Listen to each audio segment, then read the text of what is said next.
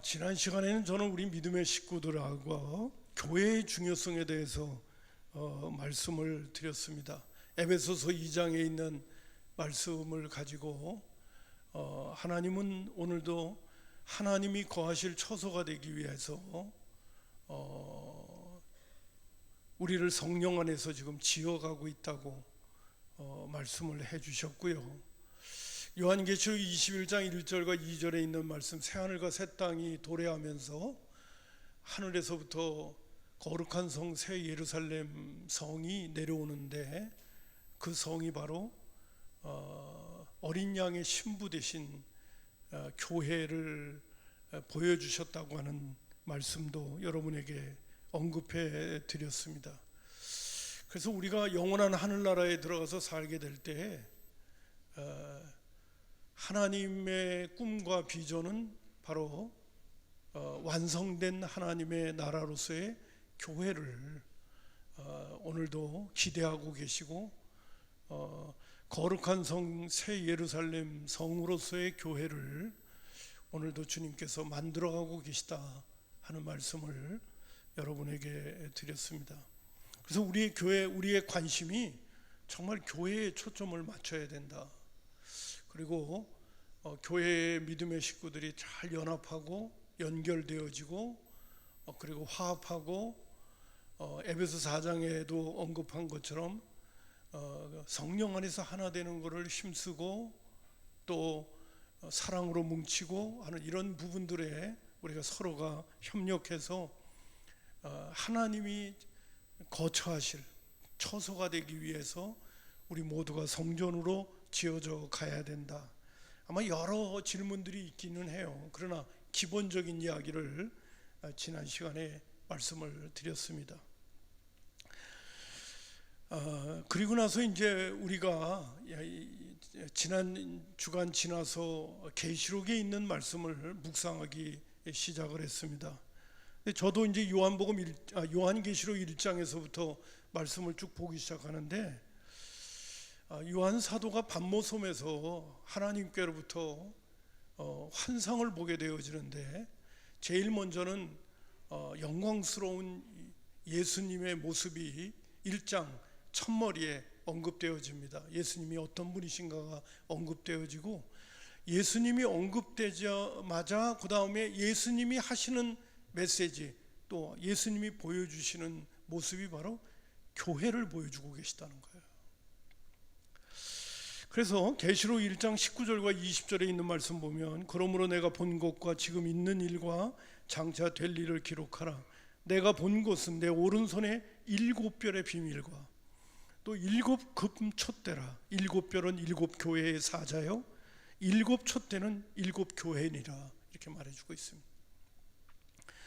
그리고 이제 2장으로 넘어가면 7금촛대 쌓인 교회를 거느리시는 예수님의 모습이 등장하게 되어지고요. 그리고 그 시대에 세워졌던 아주 기본적인 교회 7교회에 대해서 주님께서 말씀을 해주십니다.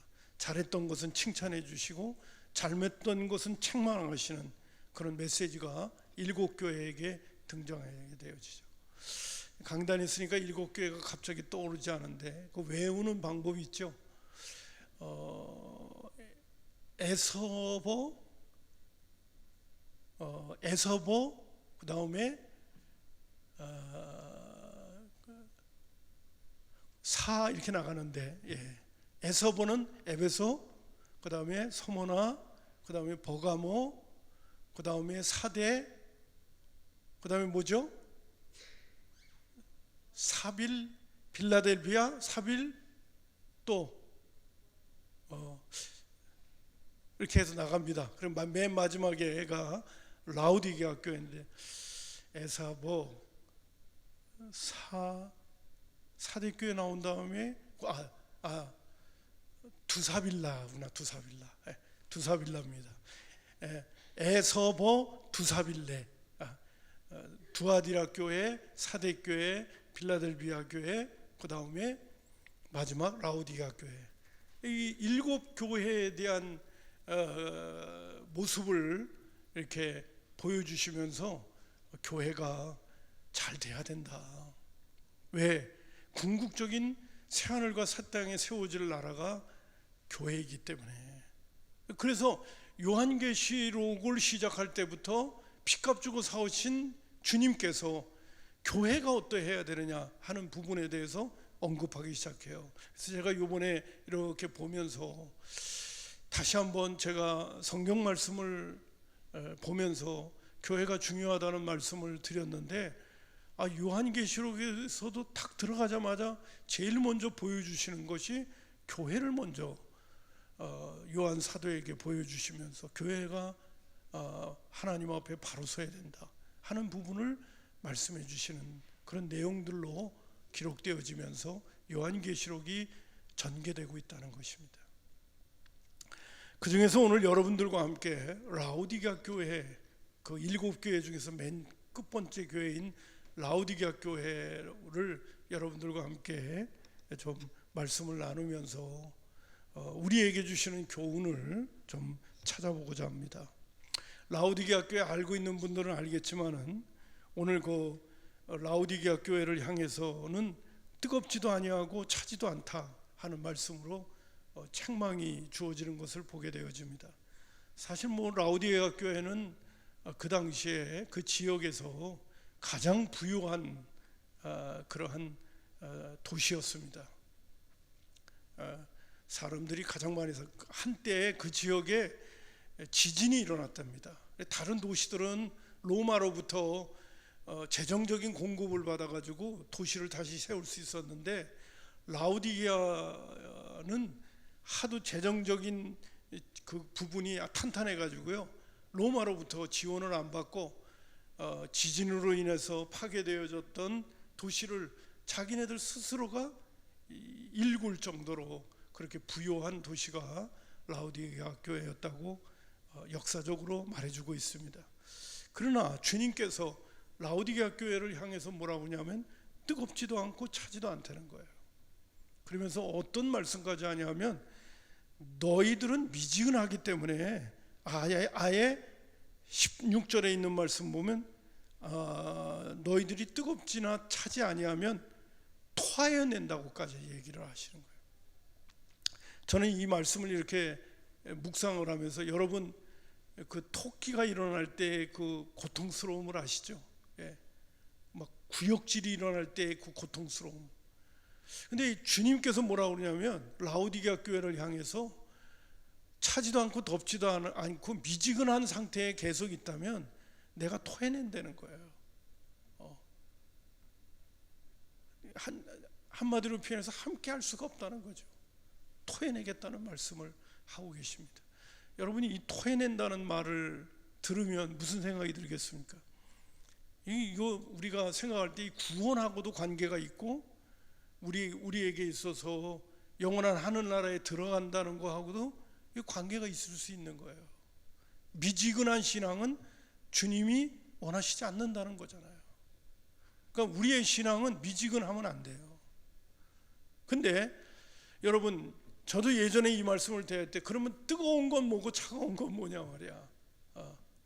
뜨겁다는 건 뭐고 차가운 건 뭐냐. 미지근한데 뜨거우면 되고 차면 돼. 뜨겁고 차가운 거는 완전히 극과 극인데 그냥 미지근한 것만 안 되는 거냐. 그러면 뜨거운 건 뭐고 차가운 건 뭐냐. 제가 시간을 절약하는 마음으로 말씀을 드릴게요. 여기 뜨겁거나 또는 차거나 라고 하는 말씀을 대할 때 그럼 뜨거우면 되고 차가우면 되냐 이런 부분을 생각하지 말고요, 쭉 밑으로 내려가면 19절에 이런 말씀이 나옵니다.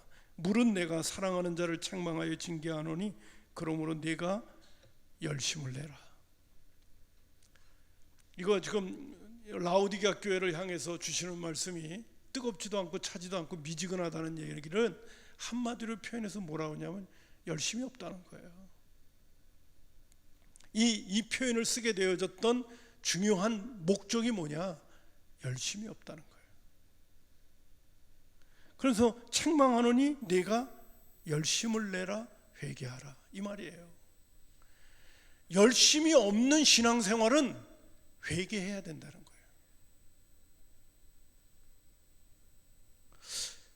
거예요. 오늘 이 차든지 뜨겁든지라고 하는 차원을 생각할 때 여러분 이렇게 생각합니다.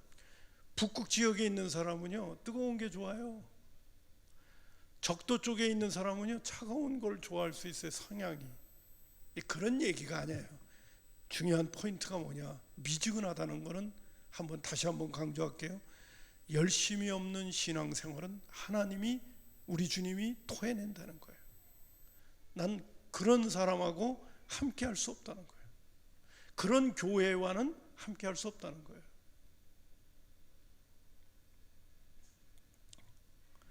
자, 그렇다면 여러분, 이 라오디게아 교회를 향해서 지적해 주셨던 이 메시지는 먼저 하나 우리가 짚고 넘어가야 될 것이 있는데 19절을 또 보겠습니다. 무릇 내가 사랑하는 자를 책망하여 징계한다고 그랬어요. 사실 라오디게아 교회는요 칭찬이 없어요. 그들 개인적으로 볼 적에는 라오디게아 교회가 아주 부요한 도시였기 때문에 그들은 육신적으로 세상적으로는 좋았을런지 몰라요.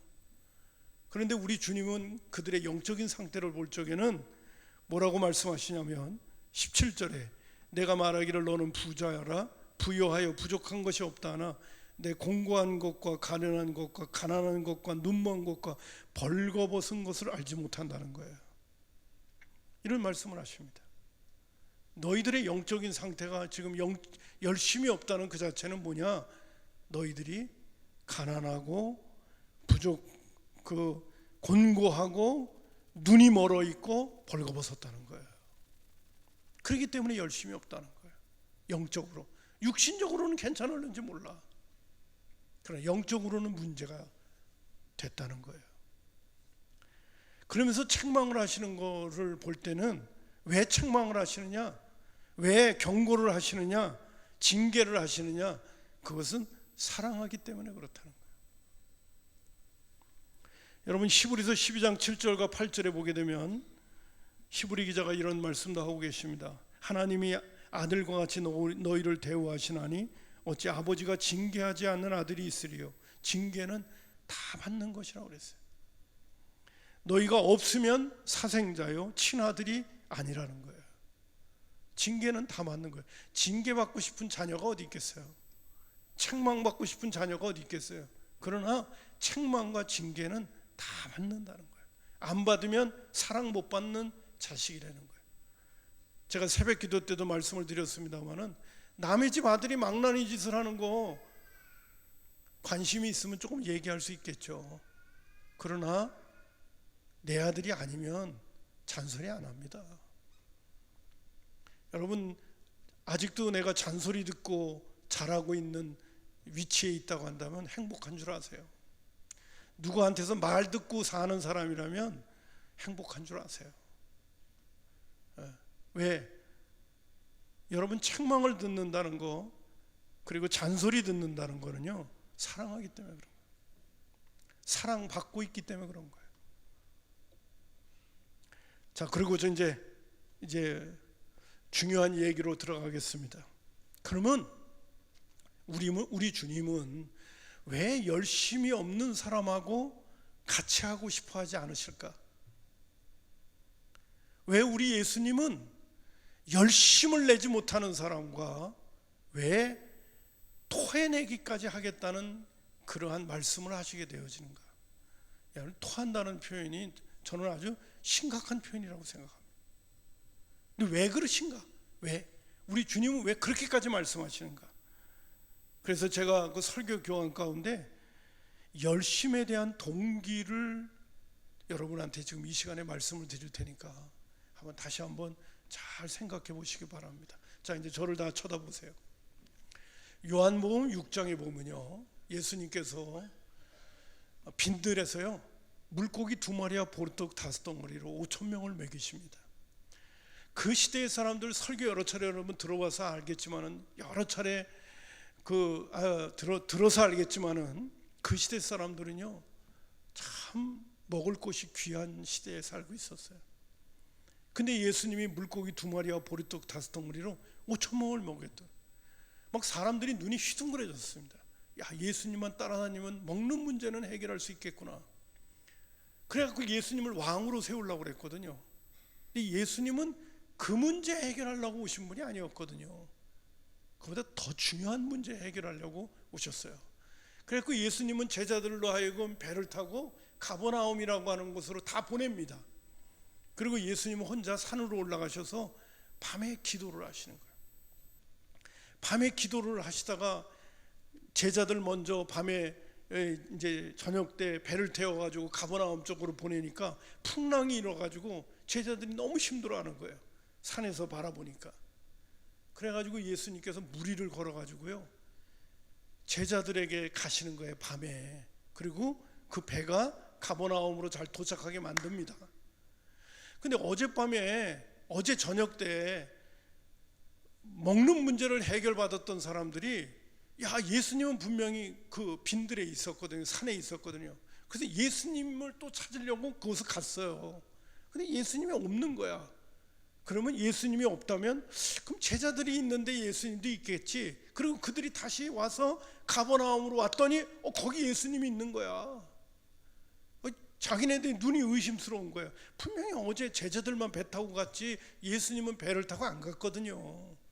근데 그래서 그들이 뭐라고 예수님한테, 예수님, 우리는 어제 제자들은 배 타고 가는 걸 봤는데 예수님은 산으로 올라간 걸 봤는데 언제 오셨습니까? 이렇게 묻는 거예요. 그랬더니 예수님께서 느닷없이 이런 말씀을 합니다. 썩을 양식을 위하여 일하지 말고 영생하도록 있는 양식을 위하여 일하라. 여러분, 썩을 양식이 뭐예요? 이 사람들이 지금 오늘도 예수님 찾아온 목적은 먹는 문제 해결하려고 왔거든요. 예수님이 어제도 먹는 문제 해결해 줬거든요. 그래서 혈안이 되어져 가지고 예수님에게 와서 먹는 문제 해결하려고 왔는데 예수님은 그들의 모습을 보니까 너무 측은한 거야. 내가 정말 온 거는 썩을 양식을 위해서 온 게 아니라 썩지 아니할 양식, 영생하도록 있는 양식을 위하여 나는 왔거든. 그래서 예수님이 뭐라고 하냐면 썩을 양식을 위해서 일하지 말고 썩지 아니할 양식인 영생을 위하여 일하라. 그 영생은 내가 줄 거야 라고 얘기하는 거예요. 그랬더니 그들이 또 조금 알아들었는지 모르겠어요. 뭐라고 하냐면, 그러면 어떻게 해야 하나님 일을 합니까? 라고 물어요. 하나님의 일은 어떻게 하면 하는 거죠? 라고 묻는 거예요. 그랬더니 예수님이 뭐냐면, 나를 믿는 게 하나님의 일이야. 그렇게 말씀을 해주시는 거예요. 여러분, 예수님이 썩지 아니할 양식을 줄 수 있는 분이라고 얘기하신 거예요. 영생하도록 있는 양식은 내가 준다고 말씀하신 거예요. 자, 이제 제가 성경 구절을 이제 인용을 합니다. 자, 천천히 지금까지 얘기했던 것을 잘 보시기 바랍니다. 요한복음 6장 25절부터 29절입니다. 바다 건너편에 만나 랍비여 언제 여기 오셨나이까 하니 예수께서 대답하여 이르시되 내가 진실로 진실로 너희에게 이르노니. 진실로 진실, 요한복음에 나오는 진실로 진실로라는 거는요 간곡하게 부탁한다는 거예요. 그럴 때마다 쓰는 단어가 진실로 진실로라는 거예요. 너희가 나를 찾은 것은 표적을 본 까닭이 아니요 떡을 먹고 배고프는 까닭이로다. 썩을 양식을 위하여 일하지 말고 영생하도록 있는 양식을 위하여 하라. 이 양식은 인자가 너희에게 주리니 인자는 아버지께서 인치신 자니라. 그들이 묻되 우리가 어떻게 하여 하나님의 일을 하오리까? 라고 묻습니다. 예수께서 대답하되 이르시되 아버지께서 보내신 일을 믿는 것이 하나님의 일이다. 이렇게 얘기하십니다. 그리고 여러분, 요한복음 6장 40절을 또 하나 인용합니다.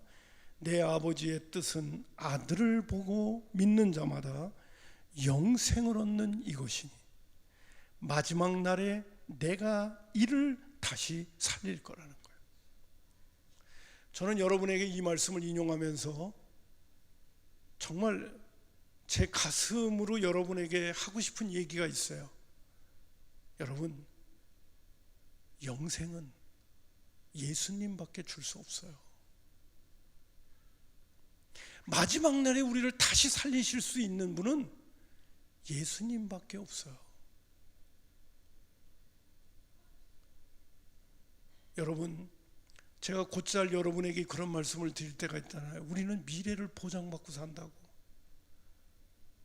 여러분, 미래에 하나님께서 우리를 다시 살릴 거예요. 영원히 살기 위해서, 새하늘과 새 땅에서 살게 하시려고 오늘 우리로 하여금 예수를 믿게 하신 거예요. 제가 드리려고 하는 메시지는 뭐냐면, 그러면 우리에게 있어서의 열심의 동기가 어디 있는 겁니까? 예수님이 우리에게 영생을 줬기 때문에 그런 거예요. 무슨 동기가 있어요? 죽을 병에서 살아났어요? 그것도 열심히 날 수도 있겠죠. 문제가 해결됐어요? 인생의 고민거리가 해결됐어요? 그래서 나는 열심을 낼 수 있어요. 열심을 낼 수 있겠죠.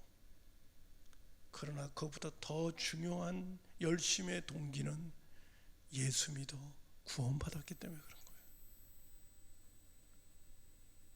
썩을 양식을 위하여 사는 게 아니라 영생하도록 있는 양식을 위하여 사는 존재가 되어졌기 때문에 우리는 열심을 낼 수가 있는 거예요. 다른 말로 또 표현할까요? 제가 지금 여러분에게 드리는 이 말씀과 더불어 드리고 싶은 것은 뭐냐면, 열심은 영생의 가치에 눈뜬 사람만이 열심을 낼 수 있어요. 목사님, 난 지금까지 예수 믿고 있는데요. 내가 지금까지 예수 믿고 있는데 주를 향하여 열심이 없다. 그 사람은 아직 영생의 가치에 눈이 안 떠져서 그런 거예요. 영생의 가치에 눈이 진짜 떠진 사람은 열심을 안 낼 수가 없어요.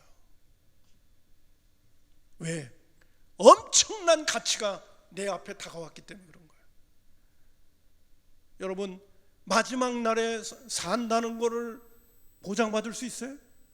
여러분, 이 땅에 삶은 60년 70년 살면 끝나는 거고, 그것이 오늘도 이 세상 사람들은 그것도 한번 멋지게 살아보려고 그 발버둥을 치면서 새벽에 일어나가지고 차를 타고 남대문 시장, 동대문 시장으로 가는 그 많은 사람들이 있는데, 이 땅에서 썩을 양식을 위해서도 그렇게 열심을 내면서 사는데, 우리에게는 썩지 아니할 양식을 예수 그리스도를 통하여 오늘도 공급받고 있고, 그것을 우리에게 우리 주님이 주신 것을 내가 오늘 누리고 있는데, 열심히 안 날 수가 없죠. 제가 드리고 싶은 말씀은 이겁니다. 소리 지른다고 여러분에게 다가갈 건 아니고요. 나는 우리 믿음의 식구들이 예수님을 진짜 제대로 믿으면 영생의 가치에 눈이 떠지게끔 돼 있어요. 오늘 열심의 동기는 어디에 있느냐? 그것은 영생의 가치에 눈뜬 사람만이 열심에 대해서 그의 삶에 동기가 주어지게 되는 거예요. 목사님, 열심에 대한 동기를 낼 만한 딴 건 없을까요? 저는 그렇지 않은 것 같아요. 열심에 대한 동기는 두말할 것도 없어요. 영생의 가치에 눈이 뜬 사람만이 주님이 오늘도 요구하시는 그 열심에 부합할 수 있어요. 할렐루야. 저는 제가 생각할 때 강단에서도 오늘도 말씀을 전합니다마는, 마지막 날에 다시 살려주시겠다고 하는 이 영생, 생각만 해도 너무너무 놀라운 거예요. 안 믿어지니까 문제지, 믿어지는 사람한테는 놀라운 거죠. 오늘 영생에 대한 가치에 눈뜬 사람은 이 땅에서의 삶은 그냥 덤으로 잠시 사는 거예요. 그리고 주님께서 그날에 나를 다시 살리셔서 영생 복락 누리게 하실 때를 위해서 잘 준비해 가는 거예요. 욕심 버리고, 세상 욕심 버리고. 자, 그 정도만 말씀을 드리고요. 그 영생에 대한 가치를 예수님께서 마태복음 13장 44절에 이렇게 표현하셨어요. 천국은 마치 밭에 감추인 보화와 같으니 사람이 이를 발견하고 숨겨두고 기뻐하며 돌아가서 자기 소유를 다 팔아 그 밭을 산 것과 같다고 했어요. 자기 소유를 다 팔아. 보물이 담겨져 있는 그 밭을 산 것과 같다. 그 밭에 보물이 숨겨졌다는 것을 모르는 사람은 그 보물을 자기 소유를 다 팔아 사는 사람을 아이고 저 미친놈 봤나. 오늘 믿지 않는 사람은요, 예수 믿는 사람의 신앙생활을 보면서 미쳤다고 말해야 되는 거예요. 왜요? 밭에 감추인 보화를 아는 사람들이기 때문에 그런 거예요. 믿지 않는 사람은 예수 믿는 사람들의 삶을 이해할 수가 없는 거예요. 미쳤다고 말해야 그게 진짜 크리스찬이에요. 믿지 않는 사람들이 저 사람은 교회 다니는데 뭐 다 다를 바가 없어. 그 사람은 안 믿는 거예요. 밭에 감추인 보물이 있다는 걸 교회는 나가는데 모르는 거예요. 자, 그렇다면 이제 결론을 여러분에게 말씀을 드리겠습니다. 첫 번째, 뭐에 대한 열심이 있어야 되느냐 이거예요. 오늘 20절에 있는 말씀 우리 다 같이 한번 읽겠습니다. 20절에 있는 말씀 보셨죠? 다 같이 읽습니다. 시작. 볼지어다 내가 문 밖에 서서 두드리노니 누구든지 내 음성을 듣고 문을 열면 내가 그에게로 들어가 그와 더불어 먹고 그는 나와 더불어 먹으리라. 열심이 없는 사람은요, 예수님을 문 밖에 둔 거예요. 문 밖에 둔 거예요. 오늘 예수님께서 미지근하면 토해낸다고 하면서 열심을 내라, 그리고 열심 없던 신앙생활을 정말 회개해야 된다 말씀하신 다음에 하시는 메시지가 뭐냐면 내가 문 밖에 서서 두드리고 있다는, 이거는 믿지 않는 사람에게 전도할 때 쓰는 성경 구절이 본질적으로 아니에요. 라오디게아 교회는 교회가 이미 존재하고 있었어요. 예수 믿는 사람들에게 지금 얘기하고 있는 거예요. 문 밖에 서서 두드린다는 거예요. 왜 문에 밖에 있느냐? 열심히 없는 사람은 영생에 대한 가치를 아직 제대로 알지 못하기 때문에 주님을 문 밖에 둘 수밖에 없는 거예요. 근데 예수님이 문 밖에서 두드리노니, 문 밖에서 두드려요. 근데 여러분 잘 알죠? 이 문 밖에서 두드린다는 거는 문고리가 바깥에는 없대요. 안에만 있다는 거 알죠? 안에서만 열어야 돼요. 끊임없이 오늘도 책망과 징계를 통해서 문 밖에 서서 두드리고 계시는 거예요, 우리 주님이. 그래서 문을 열면 내가 열심 없는 신앙생활, 내가 하나님의 교회에 대한 중요성을 모르고 너무 개인적이고 이기주의적이고 나중심적이고, 또 제가 이런 표현을 써서 죄송합니다만 가정밖에 모르고 교회는 항상 뒷전이고 그랬던 신앙생활을 내가 하고 있었다면 그것을 회개하고 그 다음에 문을 열어야 되는 거예요. 그리고 주님을 모셔드려야 되는 거예요.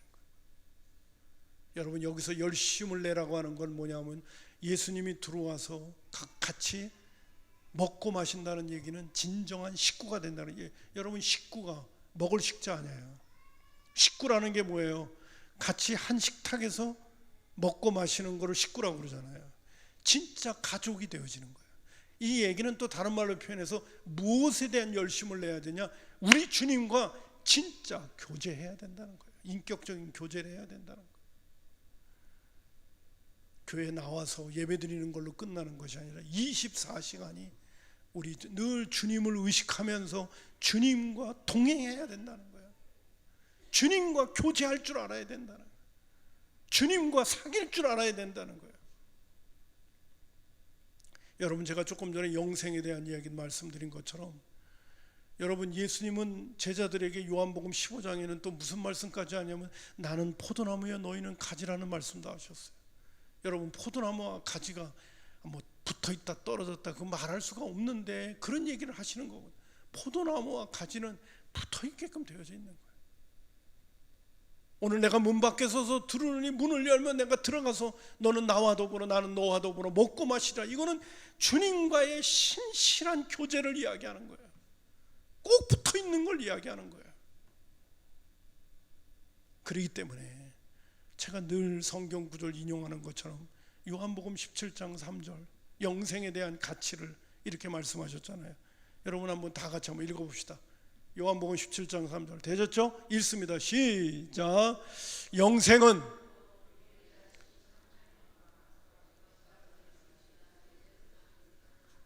아는 거다. 알려면 교제해야 돼.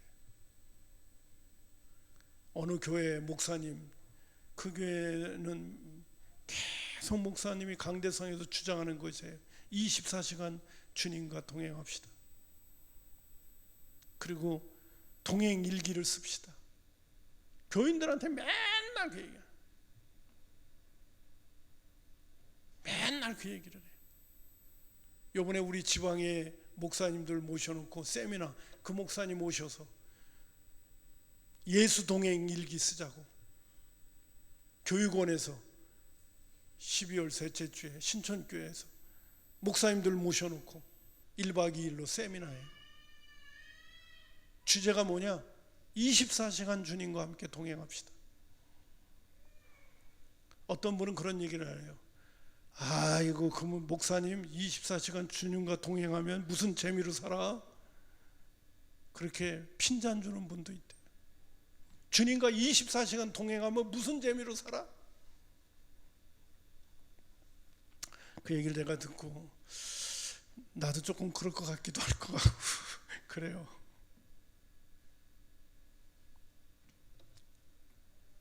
여러분, 무엇에 대해서 열심을 내야 되느냐? 주님과 늘 함께 동행하는 겁니다. 이 동행이라는 것 가운데 첫 번째는 뭐냐면 주님을 24시간 의식하는 걸 얘기해요. 잊어버리지 않는 거야, 우리 주님이 내 안에까지 와 계시니까. 뭐 때문에 내 안에 와 계신 거예요? 나와 함께 살라고 와 계신 거 아니에요? 그렇다면 영생이란 무엇인가? 내 안에 계신 주님과 늘 교제하면서 그분을 알아가는 거예요. 이게 우리 안에 있어야 돼요. 이것에 대한 열심이 저와 여러분에게 있어야 될 줄로 믿습니다. 이것에 대한 열심이 없다면 우리 주님은 토해낸다고 얘기하는 거예요. 목사님, 그렇게 뭐 힘든 얘기는 아닌 것 같네요 그러는데, 이 목사님은 교인들한테 그렇게 가르치고 있는데 교인들이 힘들어하는 것 같아요. 보니까 여러분, 열심에 대한 모습이 뭔가를 오늘 요한계시록 3장 20절에 내가 문 밖에 서서 두드린다는 거, 그리고 너희가 문을 열면 들어가서 나는 너와 더불어 너는 나와 더불어 먹고 마시는 것, 이것이라는 거 여러분 잊지 마시기 바랍니다. 내가 열심을 내야 될 부분이 어떤 것인가를 저와 여러분은 잊지 않았으면 좋겠습니다. 근데 또 하나 잠깐만 더 언급할게요. 여러분, 또 하나의 열심은 뭐냐면요, 교회들마다 가운데 칭찬 들었던 교회가 있어요. 에베소 교회와 두아데아 교회와 빌라델비아 교회가 칭찬 들었던 이야기가 있어요. 제가 그 구절들을 한번 읽어볼게요. 계시록 2장 2절과 3절. 제가 목이 아파서 그런데 보셨죠? 다 같이 읽겠습니다. 시작. 내가 내 행위와 수고와 내 인내를 알고 또 악한 자를 용납하지 아니한 것과 자칭 사도라 하니 아니한 자를 시험하여 그의 거짓된 것을 내가 드러낸 것과 또 내가 참고 내 이름을 위하여 견디고 게으르지 않는 것을 아노라. 여러분, 에베소 교회 칭찬할 적에 쓰여졌던 단어들 여러분 그냥 한번 음미해 보세요. 내 행위. 여러분, 신앙생활은 행동이 절대로 필요합니다. 행함이 없는 믿음은 그 자체가 죽었다고 그랬으니까요. 수고, 인내, 악한 자를 용납하지 않은 거, 참고라는 단어도 나오고요, 견뎠다는 말도 나오고요, 게으르지 않았다는 거. 여러분, 교회를 위해서 행위가 있었고 수고가 있었고 인내가 있었고 참기도 했고 견디기도 했고 게으르지도 않았어요. 이거는 뭔가 교회를 향해서 열심히 수고하고 있었던 것을 이야기하는 거예요. 그 수고를 열심히 하고 있는 가운데 어떤 때는 참기도 어렵고 어떤 때는 견디기도 어렵고 어떤 때는요 수고하기도 어렵고 그런 일들이 있었다는 건데, 근데 주님은 그걸 다 보고 계셨던 거예요. 여러분, 계시록 2장 19절에 보면 두아디라 교회에도 칭찬을 할 적에도 이런 단어가 나옵니다. 또 읽겠습니다. 시작. 내가 내 사업과 사랑과 믿음과 섬김과 인내를 아노니 내 나중 행위가 처음보다 더 많다. 여러분, 여기 사업, 사랑, 믿음 강조하고 싶어요. 섬기면서 주어지는 인내, 나중 행위가 처음보다 더 많다.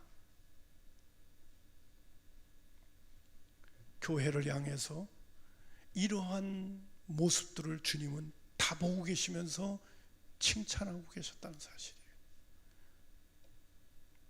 계시록 3장 8절에 있는 빌라델피아 교회를 향해서는 또 이런 말씀도 하셨습니다. 제가 읽을게요. 볼지어다 내가 내 앞에 열린 문을 두었노니 능히 닫을 사람이 없으리라.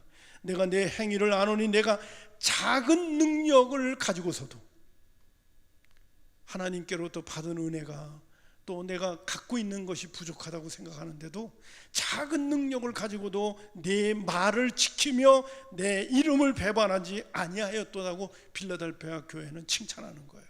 야, 너 가진 것도 없는데도 얼마나 그렇게 열심히 주를 위하여 수고하고 드리고 애썼는지, 받은 은혜가 적은데도 불구하고 얼마나 그렇게 열심히 주님을 위하여 충성했는지 내가 다 안다.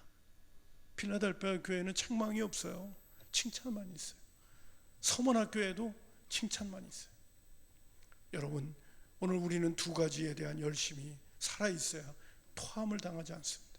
첫 번째는 주님과의 교제, 두 번째는 주님이 핏값 주고 사신 교회를 향한 열심, 헌신, 수고, 희생, 그리고 사랑과 믿음과 그리고 섬김, 이것에 대한 열심이 있어야 우리 주님께서 토해내지 않는 거예요. 아무쪼록 우리 성산교회 믿음의 식구들 2019년도에 정말 열심 내서 교회를 섬겼던 분도 있습니다. 그러나 2019년도 그렇게 못했다면, 주님과의 관계뿐만 아니라 교회를 향한 열심이 없었다면 이제는 정신 번쩍 차리고요, 2020년도에는 주님과의 교제가 신실한 가운데 영생의 가치를 아는 사람으로 주님과의 관계뿐만 아니라 주님이 핏값 주고 사신 교회를 향해서 열심을 낼 수 있는 그런 믿음의 식구들이 되기를 주님의 이름으로 축복합니다. 기도하겠습니다. 고마우신 아버지 하나님,